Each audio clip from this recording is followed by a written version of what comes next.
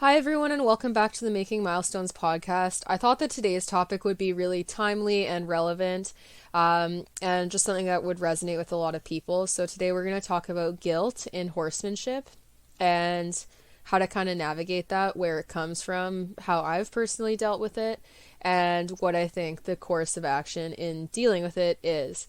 Because I personally think that a lot of people's big, loud, angry reactions to science-based horsemanship are coming from a place of guilt that they're not ready to accept. Like, the information makes them feel guilty in their practices, but instead of feeling that, managing it, seeing where it comes from, they choose to react with anger directed at the people who share such information because they take it as a personal attack.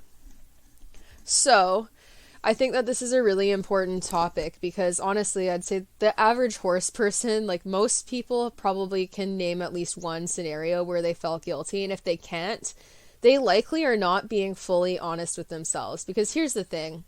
The current state of the horse world makes it so that you're literally more likely to end up learning how to ride and handle horses in a place that's going to teach you how to handle them in an aggressive manner, or where you're going to see management practices that are detrimental to the horse normalized, than you are going to a super holistic science-based approach place that also has all the management boxes checked off. There's way more of those traditional places than there are the science-based places that are starting to modernize and make the changes. So you are just statistically more likely to be brought up in the traditional aspect of the horse world. And now the problem with that is the fact that, first of all, it creates an echo chamber when there's so many people all doing the same wrong things. The sheer volume of people doing the wrong thing makes everyone think that it's righteous because they go, oh, there's no way this could be wrong if everyone's doing it. But no, a loud majority of people just talking over top of science will do that to you. And the horse world is just so tradition based that it's really, really hard to get reason to be accepted when tradition is put first and foremost. Let's just look at even the whole leading a horse from a left side thing. That's a tradition that people will literally mock you for. If they see you leading from the right side, they'll be like, oh, you're leading from the wrong side, you're doing it wrong, you idiot. Even though the whole left side thing stems back from when horses were used as army horses and people were mounting them with swords and weapons, and they got on from the left side because typically they would have their weapons on their right hands and they'd use their left hand to grab the reins, hold the saddle, and then hoist themselves up. And that's why they did everything from the left side. Or I don't know which hand they were holding it in, but that's the reason for the tradition. There is no scientific reason that you need to be on the left side of the horse. There's nothing that says you should only mount from the left side. And honestly, in a perfect world, you should probably alternate what sides you mount from because it would keep your horse more even-bodied and would be nicer to them. But people are so rooted in tradition and it's habituated to how we do things day to day. I almost always get on from the left side. It's a habit that I have had drilled into me since I started riding at 4 years old. But I can acknowledge the fact that it serves no real relevant purpose and that getting on from the right side is not inherently wrong. But that's just an example of how silly tradition can be with horses. Now, before we get into the discussion, I need to plug my stuff so that I can make that bread, I gotta use, since I never get ads or sponsors for this podcast, I sponsor myself and I try to sell my own products through the podcast. I've added a bunch of new stuff to the store and there's going to be more winter stuff coming out soon as well. So highly recommend checking out my stuff. I have bridles, I have base layers, I have all sorts of sweaters, I have quarter zips, sweaters, I have pullover oversized sweaters, retro inspired, I have an immeasurable amount of colors of quarter zips, base layers, and they are on sale right now. I also have satin lined dad caps that are super cute, and I have, which you'll probably need soon because it's getting cold, beanies or toques if you're Canadian. I always say beanies because most of my following is American, and there's been some Canadian lingo I've used around Americans and they all look at you and they're like, what are you talking about? So, to make sure that people know what I'm actually plugging, I will say beanies. So, check those out. You can go on milestoneequestrian.ca on the shop milestone page to shop those. You can also support me by subscribing to my Patreon channel, where you can get early access to videos, behind the scenes training stuff, training help, live Q&As, training tutorials that are up there depending on what tier you choose. There's lots of options starting from $1, and everything helps. Like if you want to spend $1 a month putting $1 in my pocket and helping support my content, it is much appreciated. Every dollar helps, and I dedicate a lot of time to doing these things, and the more support I get from my other revenue streams, the more I can dedicate time to putting out like this free content to try to help horse people navigate problems in the industry and feel a little less alone, because I think that's one of the biggest problems of the horse world, with like people being more honest and like self-reflective and holding themselves accountable, is how much bullshit there is in the industry and how much people lie and try to like mask their mistakes and pretend that they're more perfect than they are. And online it's especially hard because people can be so nasty. Like even if you post like the perfect video ever, there's always going to be one person who just needs to be a dick to you, and it's a reflection of how they feel about themselves probably, or whatever's going on in their life, but they're choosing to direct it to you, and that can cause you to feel pretty shitty. So I think that kind of perpetuates the whole like underlying guilt and people's lack of ability to like properly navigate these things. So then it makes it like easier in a way to lay into the denial of new information so that they don't have to like address that guilt. And that's honestly the route that I took for quite some time, because it was easier. Laying into and like accepting the guilt that I felt meant accepting why I felt it, which meant accepting the fact that I'd done something wrong and admitting to my mistakes, which meant making myself vulnerable to a fairly large following online, in addition to the horse community locally to me, and potentially getting dogged for it and not knowing how it was going to be received. And that fear of how it was going to be received led me to like micromanaging my content and being too afraid to like admit when I was wrong in situations where I felt like called out, and being hyper defensive, and it wasn't very healthy. So it's something that I've really needed to practice and work on. And honestly, it's been like positively reinforcing to see people's reaction to that honesty, because it's been more positive than any interactions I've had online. Like I've gotten way more positive feedback and way less hate comments since I started holding myself more accountable, being more honest with my mistakes, and just sharing the struggle that is being an equestrian and trying to constantly better yourself. I've been received better since doing that than I was trying to be perfect and act like I had it all sorted out.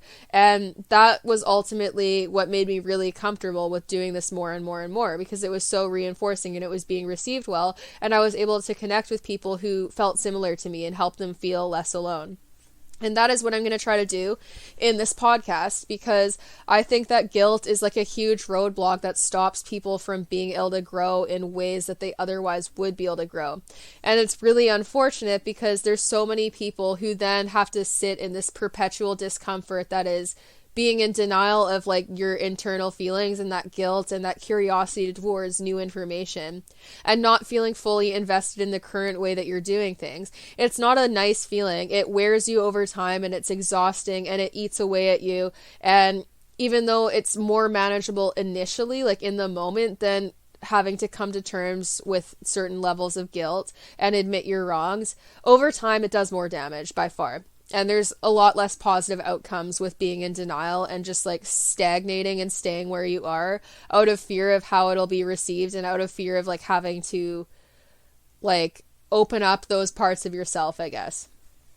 So for me, like just for a bit of background for people who haven't like listened to past podcasts, I grew up riding on the Arabian circuit, and personally, in my opinion, breed circuits are some of the worst in terms of sticking to tradition and normalizing really harmful practices, because they're like the epitome of an echo chamber, more so than like the rated show circuit, because at least like open breed shows have a little bit more diversity, even if they still are very like entrenched in the way they do things. But breed circuits take it to a next level. So the level of abuse that I saw be condoned and tolerated at shows versus what I see now at rated shows that are open breed shows, was a lot higher in Arabian horses. Like I have a distinct memory of like one of my old trainers. This is after I switched trainers at this point, but I was watching her in the warm up and she's warming up a Western pleasure horse. It was this like really nice looking gray Arabian, and she had spurred it so much that there was patches like the size of like CD discs, if youngsters still know what those look like.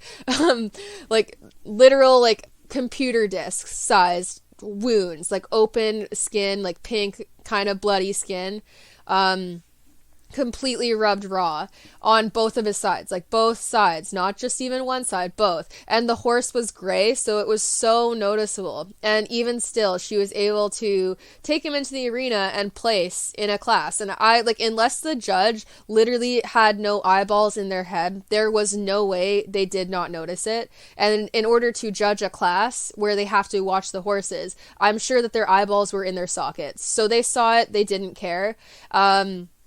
That's just one example. It was also very common to like tie horses' heads in really tight and do like the whole roll cur thing, like knee horses in the stomach when they bloated for girthing up, reefing on their mouth for any old thing that pissed you off. And I was encouraged to do all of this from the age of 4 onward, and not just the barn that I was at, like the whole show circuit normalized these behaviors to me to such an extent that I was not able as a child to reflect on the wrongs of it. And my mom had also grown up showing Arabs. So again, she started in the circuit as a child and was surrounded by all of these norms, like not turning horses out, not like being gentle in training, forcing their heads in, not caring about proper connection and carriage, just worrying about the speed at which you achieve the whole curled in head thing.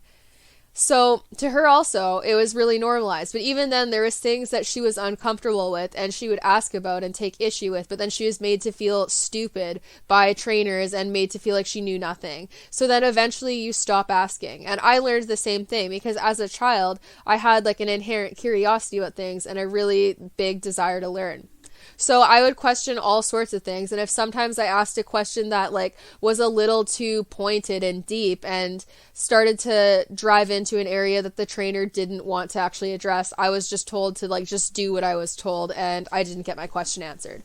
So that's the kind of echo chamber that I grew up in. And that's kind of like how I like became what I didn't want to become in terms of my treatment of horses.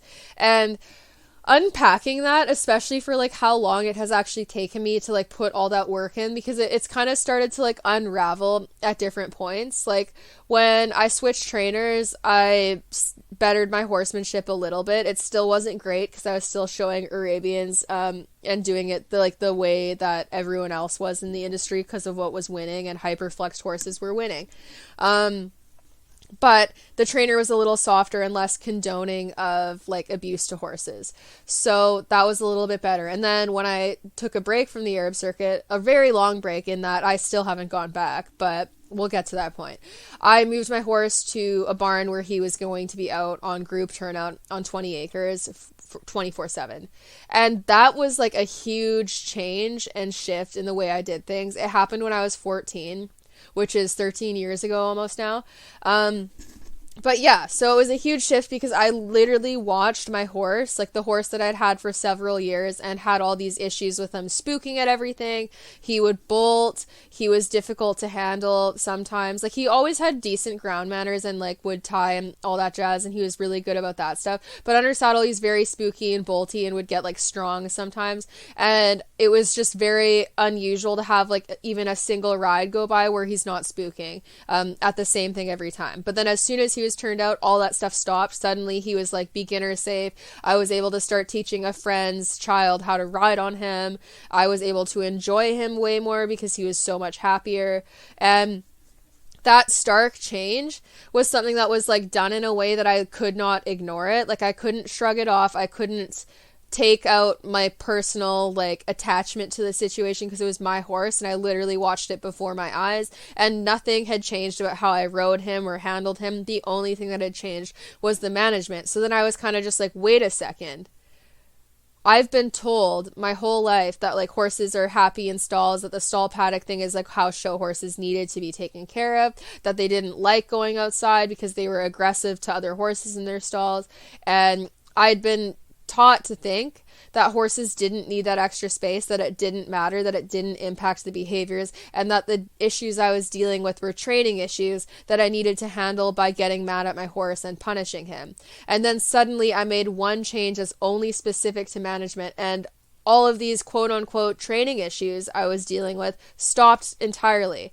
So then that's kind of when the ball started to unravel first, because I was like, wait, like at least one thing I was told was a lie. And then it was just like, I was like, okay, hold up. You like, excuse me? Like my parents paid for lessons for years to try to fix these training issues and problems I was having with horses. And before I got my own horse, when they were like the lesson horses or horses I leased, sometimes I would get blamed for how they were reacting when it was very similar things and they were living in similar management styles where they weren't getting turned out.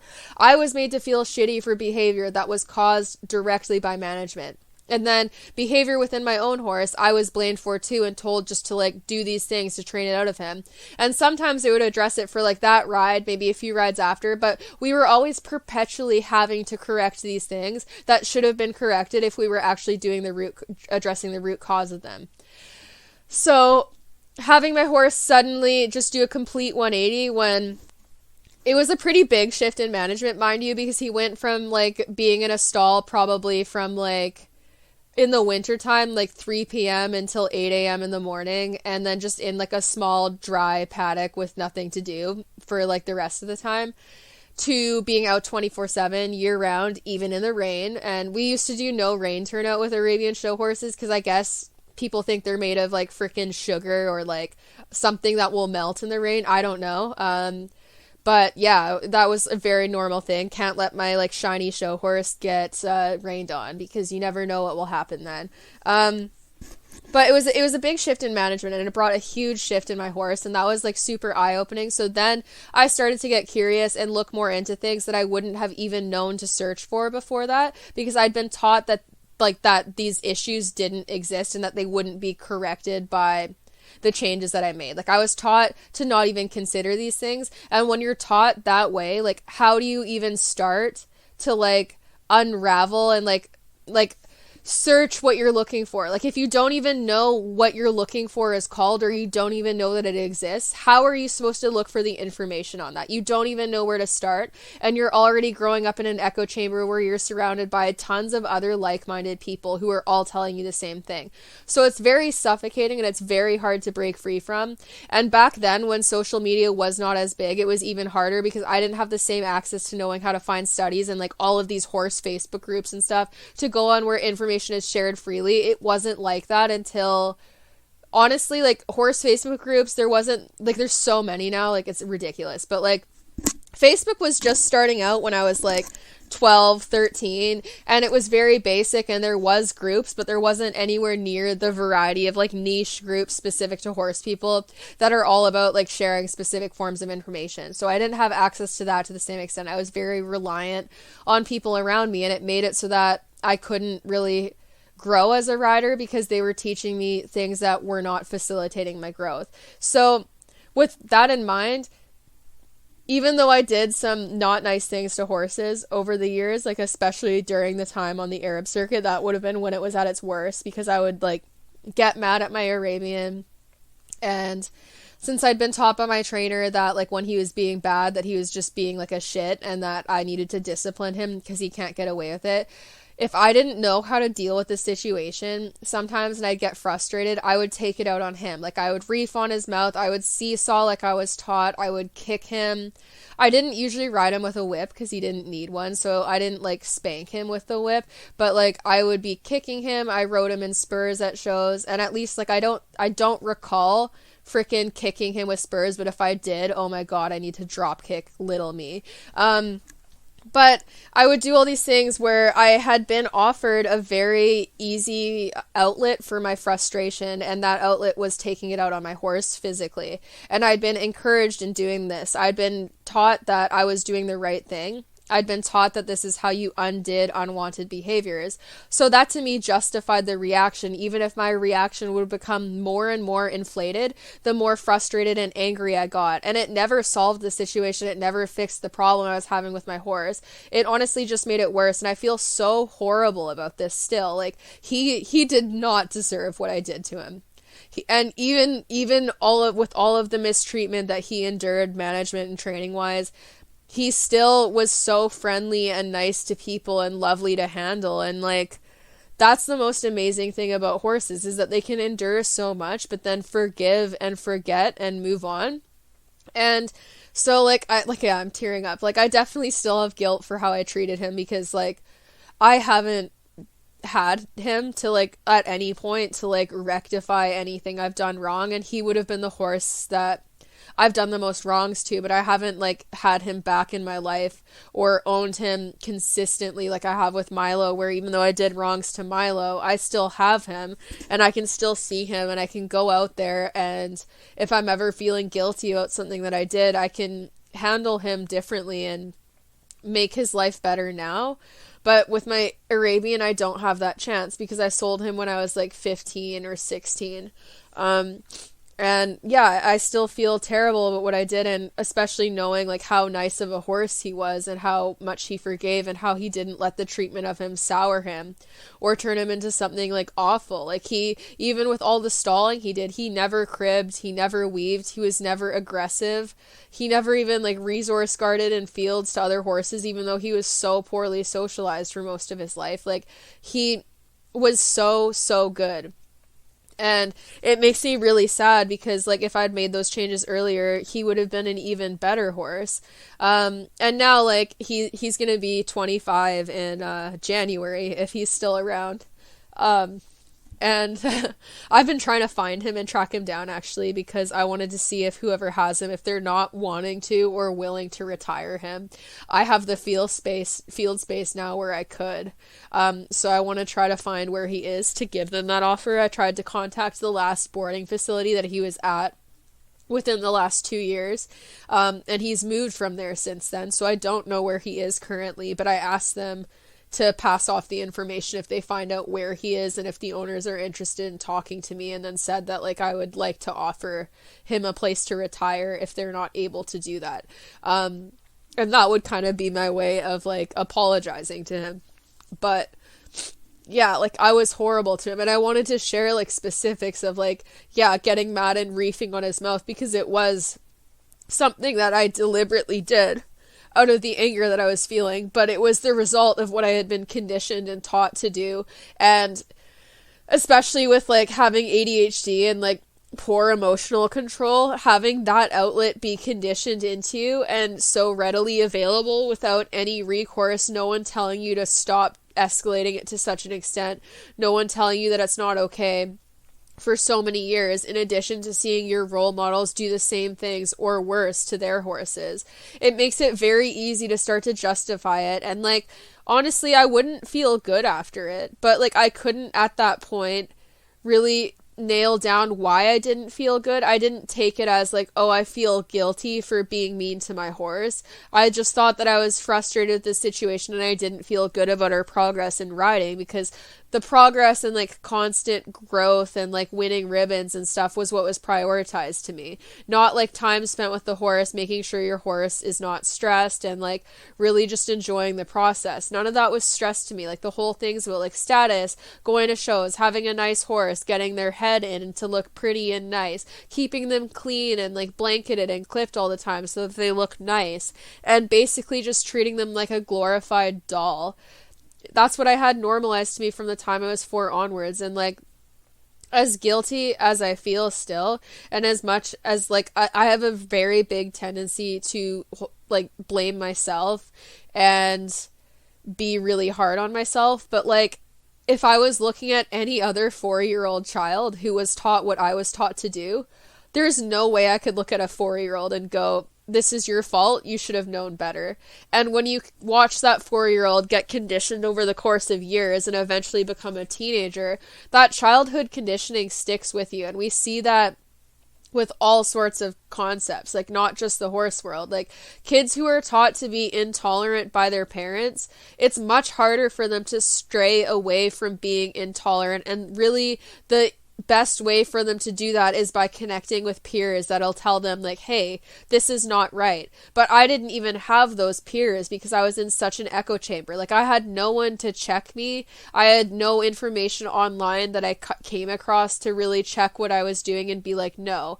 There was just like encouragement for this violence, and then having that be like such an easy outlet for my frustration. And like I would get frustrated pretty easily because first of all, I was taught to. I watched people lose their patience on horses all the time, and then I also had a difficult time controlling emotions because of ADHD.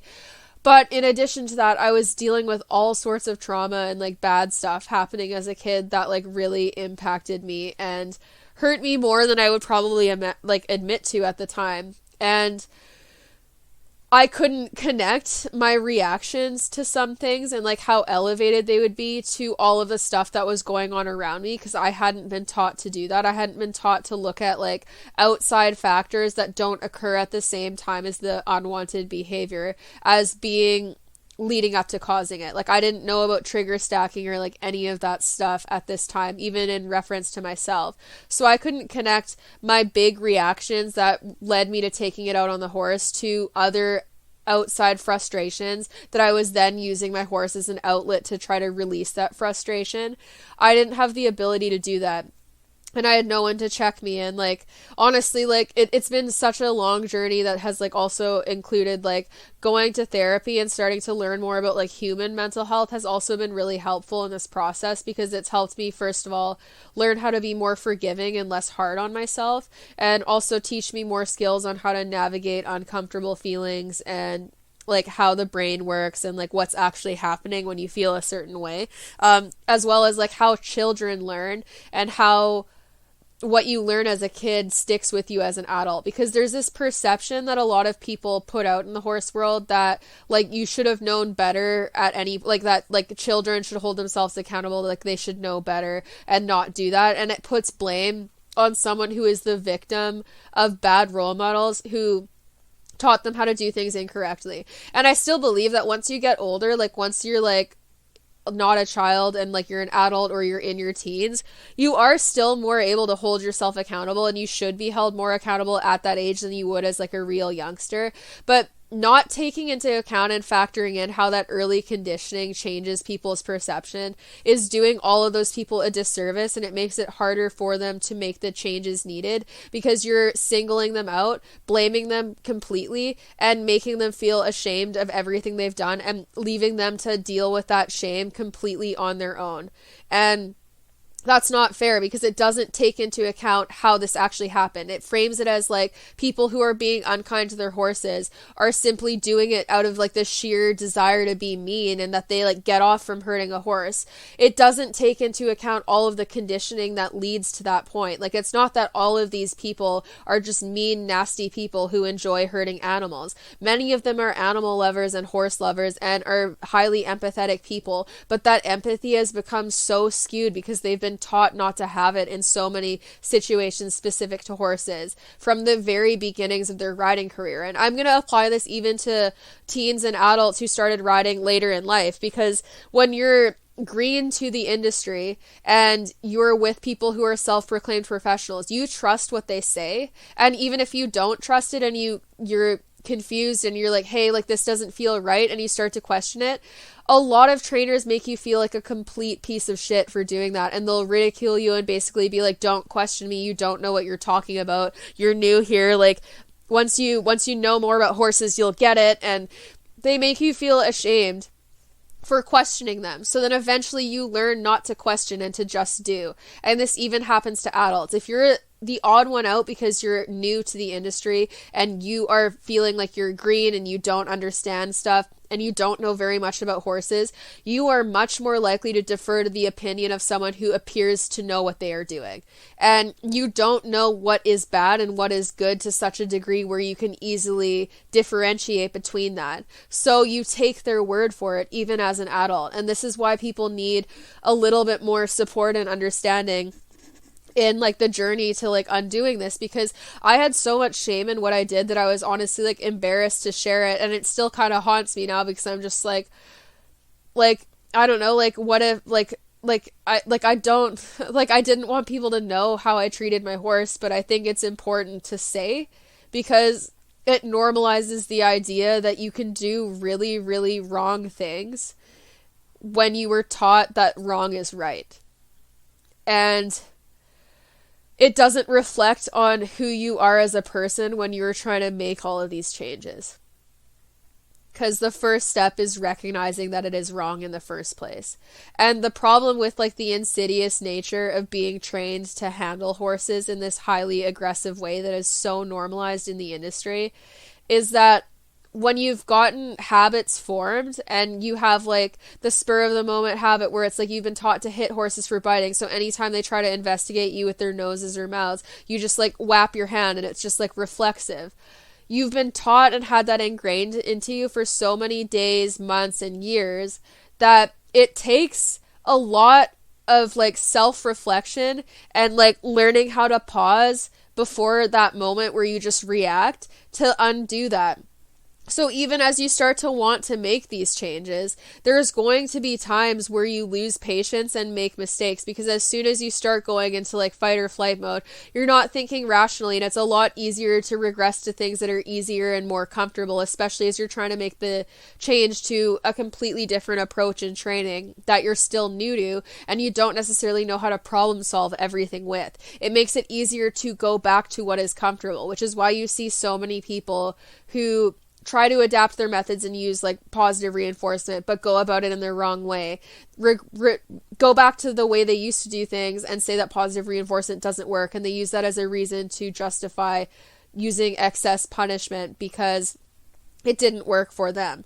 But it's easier to go back to what is comfortable. And also when people are making you feel like you need to just cold turkey snap out of what could be decades of conditioning of handling horses a certain way and just be able to suddenly stop doing that and adapt a different way completely without making any mistake, then it makes it really hard to be in the industry because you feel guilty and you feel like you are a shit horse person if you even make a mistake.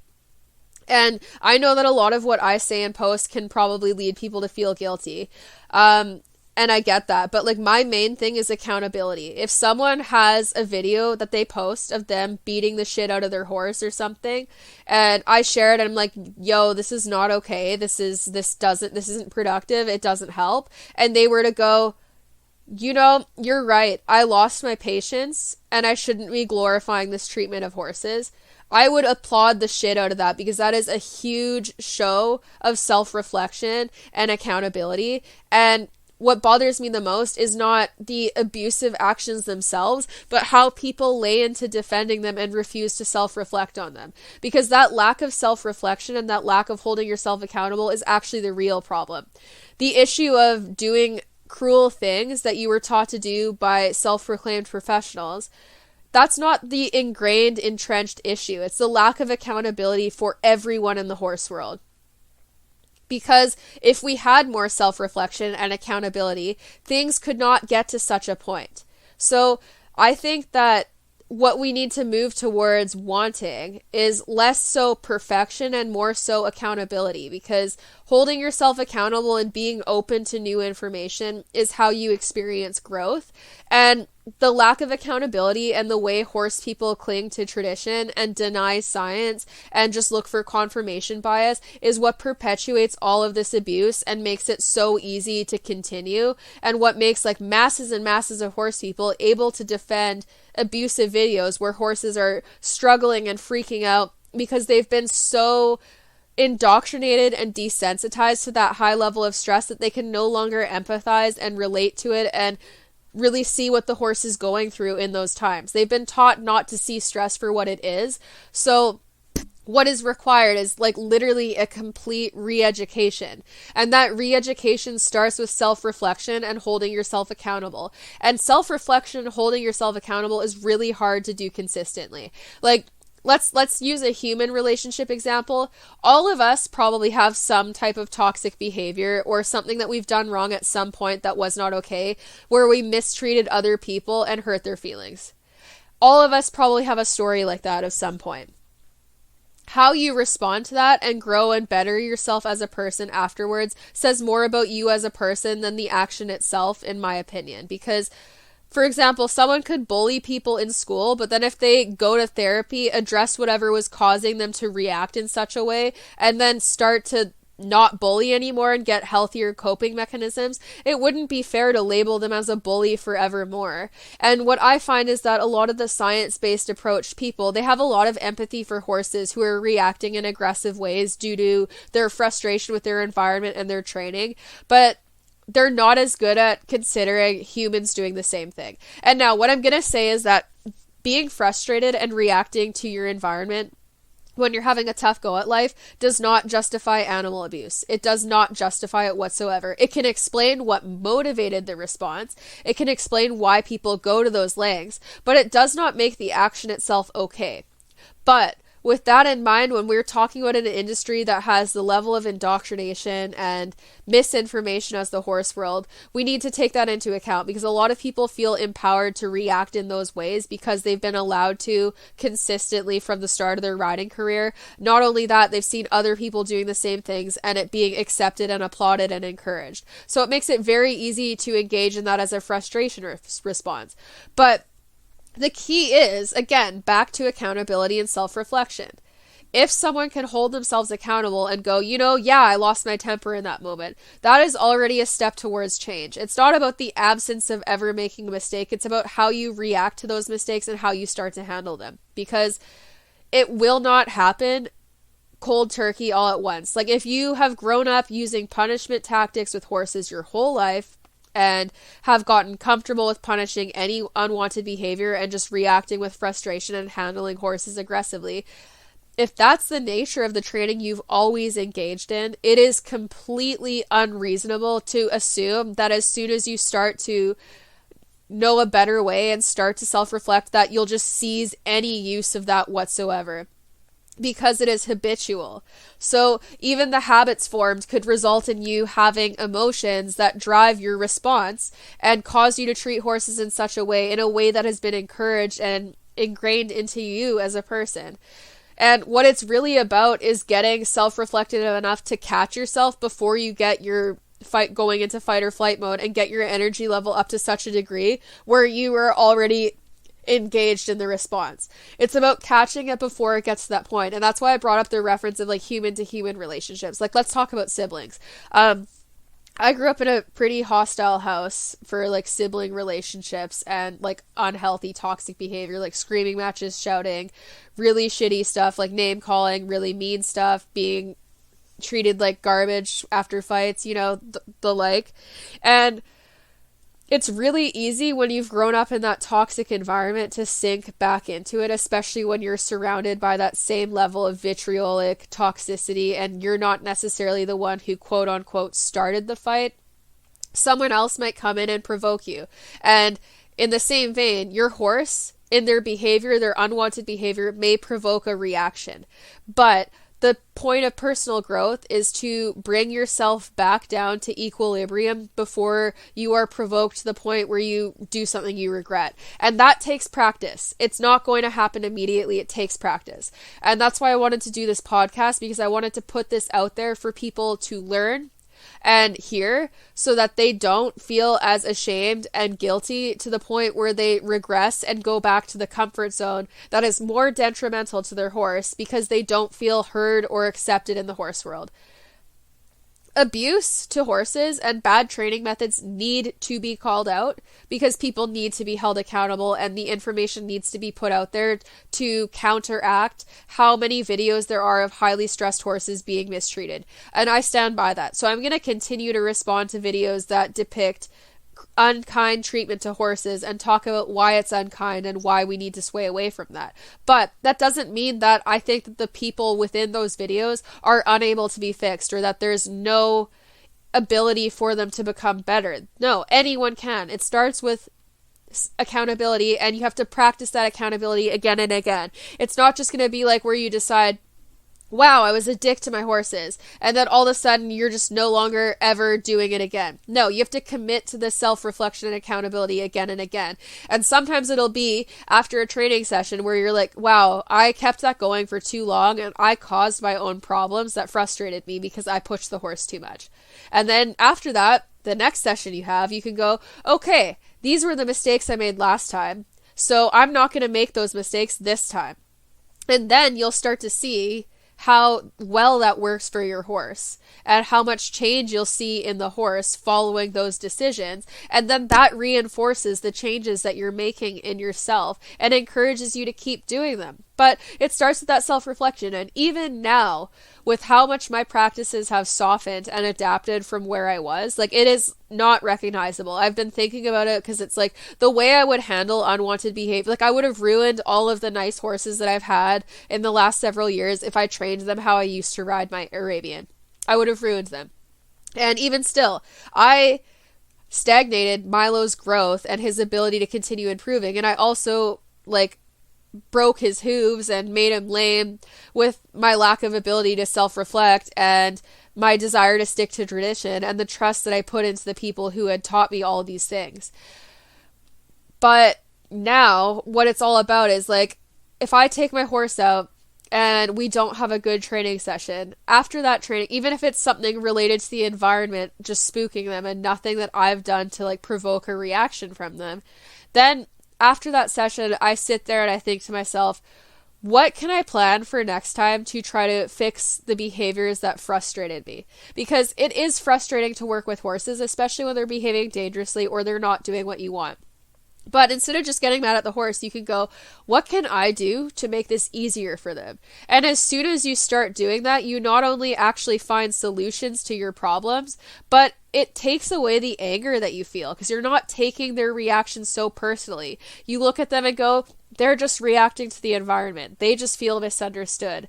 They just need someone to help them out a little. Sorry, I probably sound all congested now because I was crying. So, excuse me, but we're almost there. It's just about leveling with them and recognizing the fact that, like, horses do not personally attack you. They're not going to do stuff maliciously. And our choice as humans to take their reactions as malicious behavior is our shortcoming as a person, not the horses, because we are choosing to take a flight animal's flight reaction personally.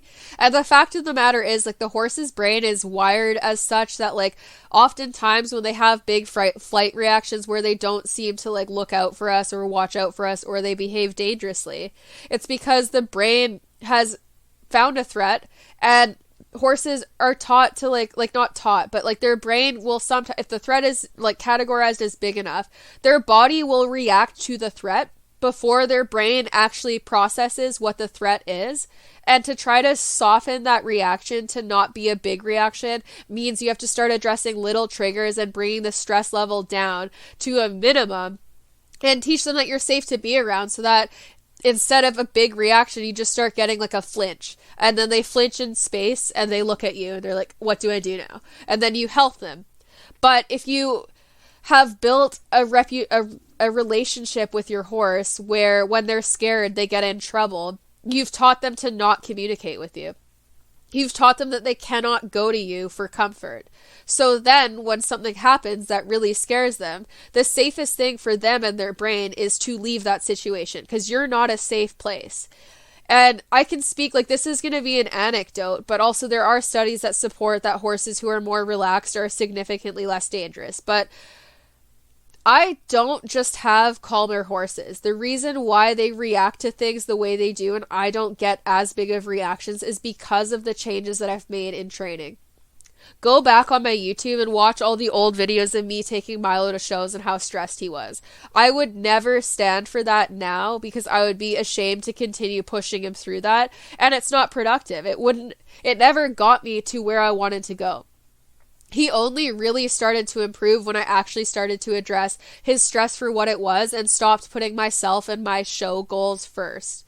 It wasn't the result of like my punishment or negative reinforcement, high pressure training where I was ignoring what he was telling me. It's not a result of that working. It's a result of the shifts that I have made in my management and my training.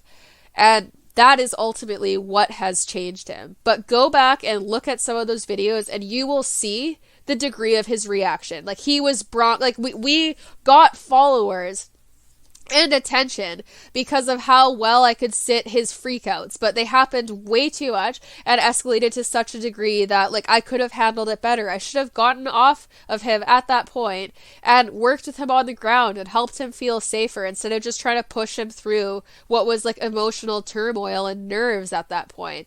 And I have a lot of regrets about that because I think that I could have helped him navigate that part more. And like as a horse who was starved and wouldn't have had the proper growing up that a healthy horse would have, he was even more stunted, not only in his growth, but in like his developmental stages mentally. And I wasn't sensitive enough to that, and it was unfair to him. And I can't go back in time and stop the mistakes that I did. And if I could, I would have, but also I think that I needed to have a horse like him in order to ultimately make the changes that I have. Like I needed to have a Milo to really open my eyes to what I was doing wrong and to have a horse that's like that honest with how they're feeling.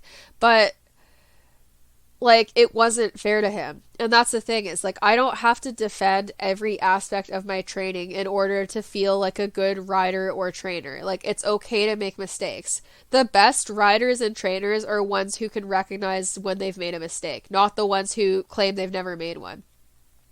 Thinking you've never made a mistake or viewing it as weakness to admit to making mistakes is weakness in itself. That shows you have too much of an ego and that you're very insecure and that you view holding yourself accountable as like damaging your reputation, and it's not.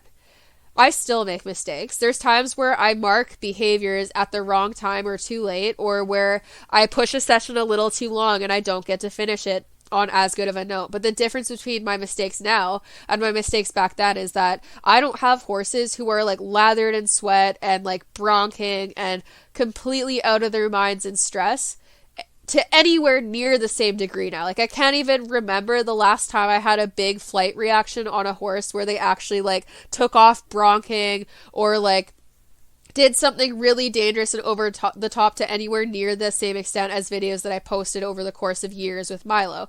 I can't even remember it. So like my mistakes now are like, okay, like I pushed that session a little too long. They lost interest. They're not as into the session. Or, oh, my horse is less motivated today. Like I wish I could have motivated them better in this session. Or stuff like that. Or maybe like not being able to control the environment enough, choosing to do something new with them, and then having the environment stress them to a point that makes the training session less productive.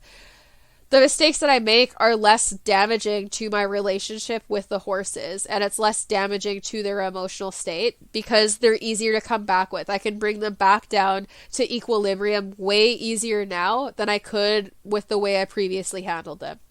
So while I still make mistakes, my mistakes aren't as damaging. They're not damaging my relationship with my horses. They're not damaging their soundness to the same degree as the mistakes that I would have made back then. And they're mistakes that are made with a lot better intentions than the ones that I did before, because prior to like more recent years, a lot of my goals in riding were centered around getting into shows, like looking a certain way, jumping big jumps, and doing stuff mostly for like the attention of other people, rather than like what I actually wanted to do and what I was comfortable with and what my horses wanted to do. I was obsessed with like putting on this persona to make people think that I like was a great rider and trainer, that I lost the actual point of it all in the process. And I'm now finally coming back to that, and I've realized that like to some people it makes my content a lot less interesting to listen to, because I'm no longer jumping big fences all the time, or like pushing horses through things, or having big exciting bronc fits to use as like clickbait and stuff. I don't have that stuff happen to the same degree, and if it did happen, it would probably be because of one really big trigger, rather than me pushing through a bunch of little triggers until a horse just completely lost it. And I would be very embarrassed about it, so it wouldn't be posted with the same glorified intent as it was back then. But I lost the point of it all in the process. Like, training is a journey, not a destination. I was always focused on the destination, which meant I could never meet my horse where they were. I could never meet them where they needed to be met. I could never help them in the moment because I was always looking at the destination and wanting to push it that much further to get there what I thought would be sooner.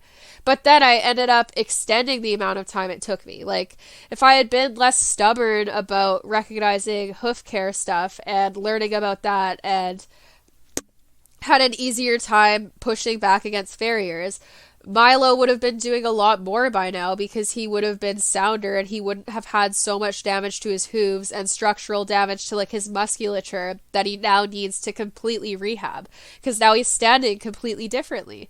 He's on different feet now, so now I have to basically completely restart him and recondition him to function with the body that he has now because his body was functioning with so much like deformity that he had to build muscle in accordance with that, and now he's standing differently, so now I have to take the time to do that. And even with Banksy, like, when I was focused on the destination before, I guarantee you I would have started him this year easily. And like with Milo, I sat on Milo when he was like 2.5, even though it had no function in his training whatsoever. It was just because I wanted to. And mind you, sitting on a 2.5-year-old one time for like a couple of minutes, it's not going to be the end of the world, but it's just unnecessary. Like, it's an indicator of a bigger problem, which is not being able to slow down and prioritizing the wrong things. And for every person who only actually sits on that 2.5-year-old one time, there's lots who want to push for more after that. And while I didn't ride him more at 2, even though I sat on him, the ways that I rushed him were indicative in other situations where I pushed him harder than I should have. So that little thing of sitting on him at 2.5, the event in itself is not that big of a deal, but it showed a pervasive issue that I went on to struggle with for quite some time after that. And it was an issue that started like when I was first riding. So yeah, like it's a journey, not a destination. Training's a journey, not a destination. Self-reflection's a journey, not a destination. Years from now, I'm probably going to be criticizing things that I do now and being like, wow, I wish I'd done that differently.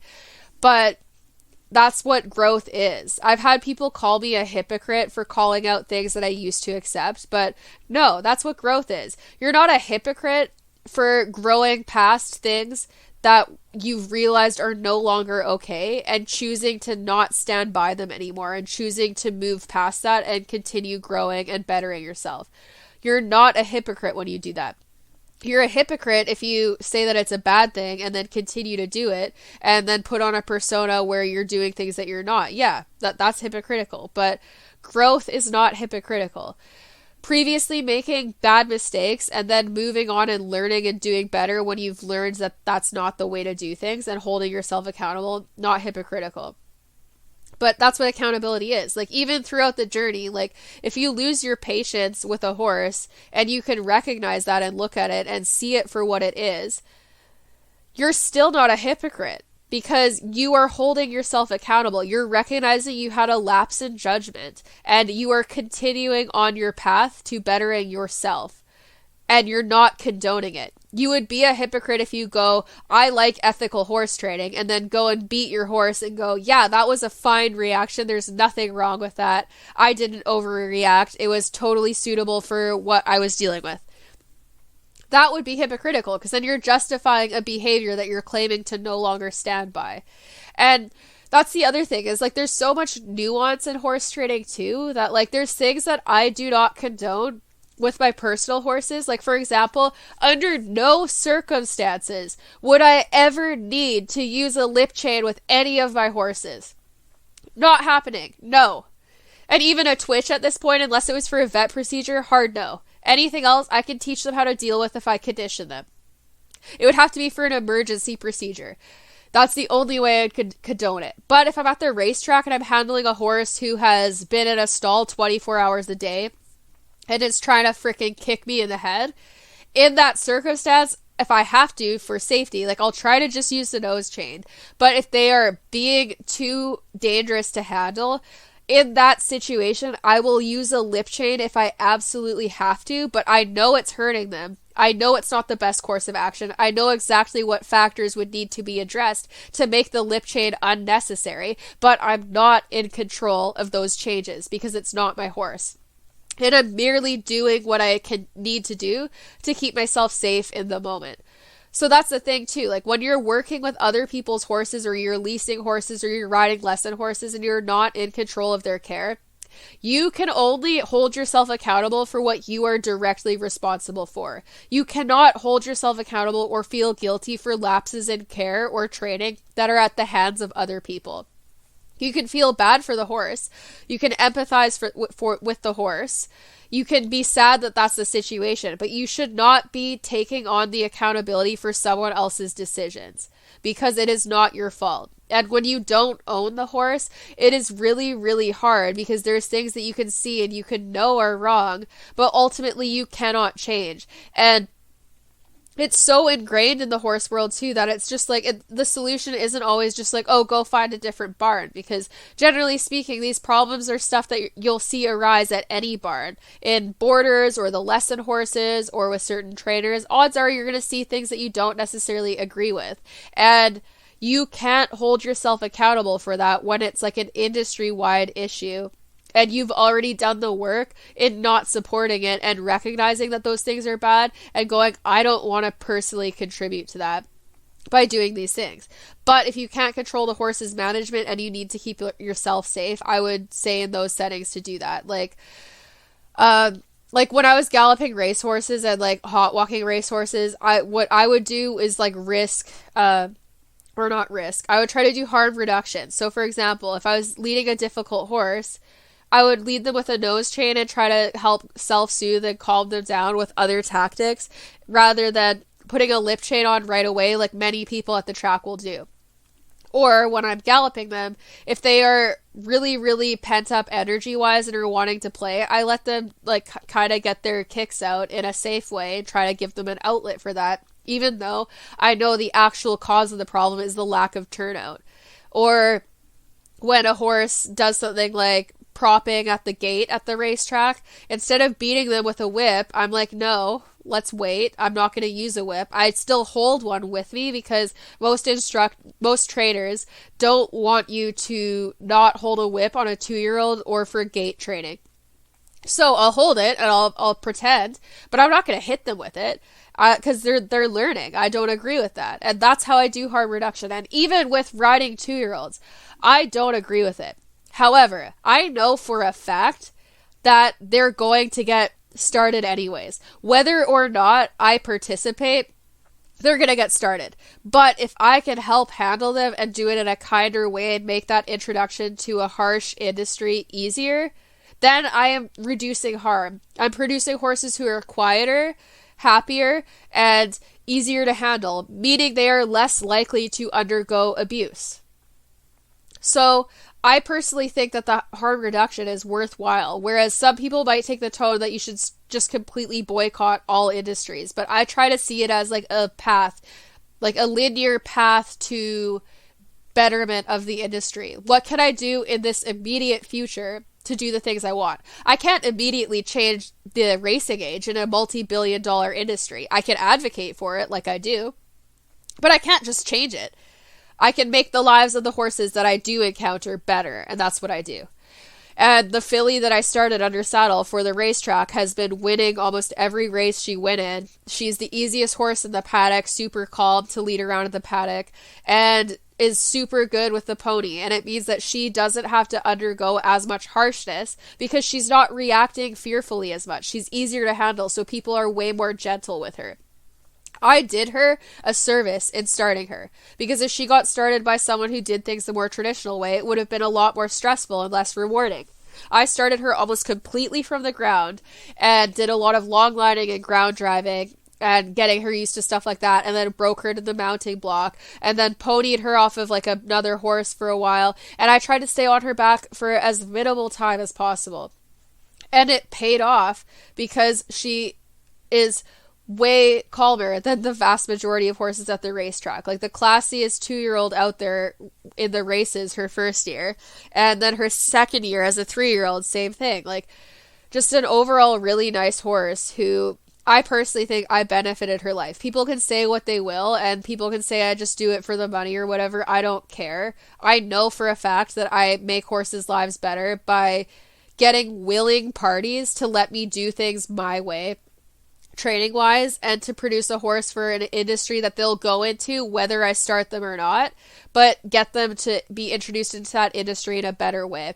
And if I want positive reinforcement to start being more accepted in racing, the only way I can do it is by showing that it works, because that filly went on to win a big stakes race at our little track. And in the article they published on her, her owners shouted me out and said that she had been trained with positive reinforcement. And she's winning. It's proving that it works and that it'll bring you good results. And I don't think that hurts the industry at all. Like, I don't think I contribute to any hurt in the industry by doing what I did. So I think that's the importance of nuance, is you have to kind of judge the best way to handle any specific situation, and obviously it should still be within your comfort zone, because I know a lot of people just don't want to be involved with racing, and that's totally fine. I personally think the industry could be one of the more ethical industries if it makes the needed changes, and obviously there's a lot of change that needs to be made, but all horse industries are behind, and I'm kind of an optimistic person, I guess, in that I hope that the necessary change will be made. And I want to be a part of making that change and do the steps that I can personally to help contribute to that. So that's why I use my platform to talk about issues, in addition to try to promote different methods of training and show that they actually work. Because for a lot of people that deny that rewards-based training works, they need to see it work to believe it. And the only way they're going to do that is if people are out there showing them. So that's what I'm trying to do in what I like talk about, and like with these podcasts, is just like trying to like destigmatize the idea of like, first of all, admitting that you make mistakes, and just like be open about like my personal journey and like how I navigated all of this and what that's been all about. But yeah, I think that's all for today, because I'm getting tired of talking now, but and my nose is stuffed up, so that sucks. But yeah, I hope that was helpful. And like, yeah, this is just, it's something to consider. Like, even if you're already on your journey of like self-growth and you're doing really well with it, when you see troubling things, like a trainer you respect or a friend you respect doing something that you know is wrong to the horse, I think it's just important. You don't have to accept what they're doing to the horse. You can recognize it's wrong and it can bother you. But it doesn't need to be viewed so black and white where you go, wow, they're a terrible person, I can't associate with them whatsoever now. Obviously, depending on the degree of what they do. But like, it's not so black and white. There's a lot of depth to all of these issues, especially when we're considering that this is an industry where there is so much misinformation that is spread on an industry-wide scale.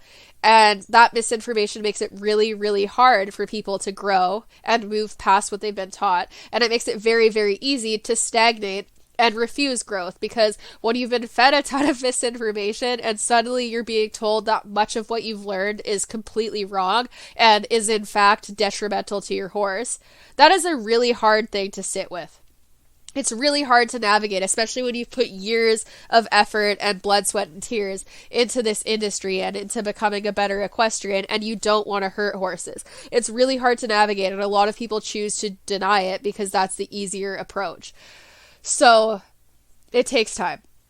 But a lot of people are open to change. There's people that I'm like, this is why I stay optimistic, because on my social channels, I've literally had people who have like bullied me online for like years later come and be like, I am so sorry, and like, I've changed the way I handle horses, and I really appreciate you sharing your story. It's helped me.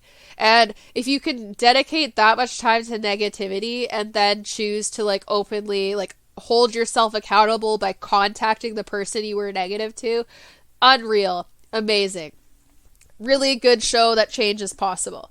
So that's kind of where I stand with all that, and I hope that this was helpful. Like, guilt is going to be a normal part of self-growth, especially when we're in a very toxic industry, but you don't have to let it consume you, and you should also acknowledge like where the practices that you were taught to do with horses came from and why you started using them. Because generally speaking, it wasn't our idea. It was someone else's. We were taught to do it because we were taught that it was like the only way, the best way, that we needed to do it for safety. And we had that drilled into our head, and we were not offered any outside sources.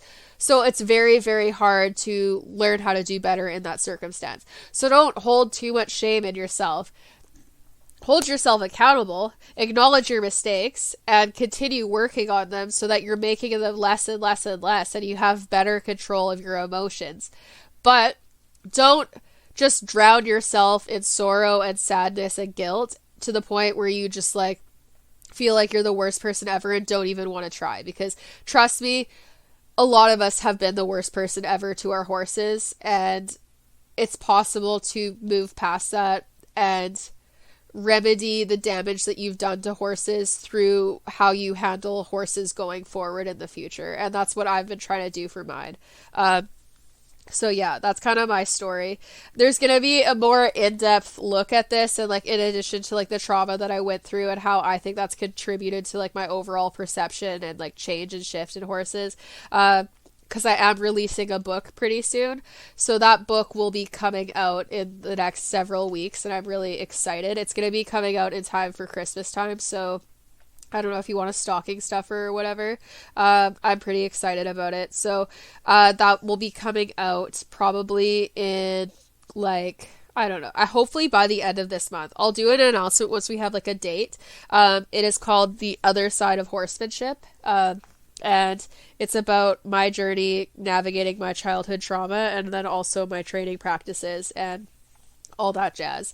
So please stay tuned for that. I'm really excited to share it with you. I've been working on it for a while, and I hope everyone will like it, and I hope this podcast resonated with people. Don't forget to check out my Patreon channel, patreon.com/SDEQUUS, as well as my online shop, milestoneequestrian.ca. And those are the great ways to support me. I also have something called Buy Me a Coffee, which is kind of like Patreon, but it's not a subscription service. So that's buymeacoffee.com/SDEQUUS, and that's also just for supporting the podcast and the other stuff. Anyways, I appreciate all your support. I hope that this helped with any internal guilt that you might be feeling, and I hope this resonates with people. Have a great day.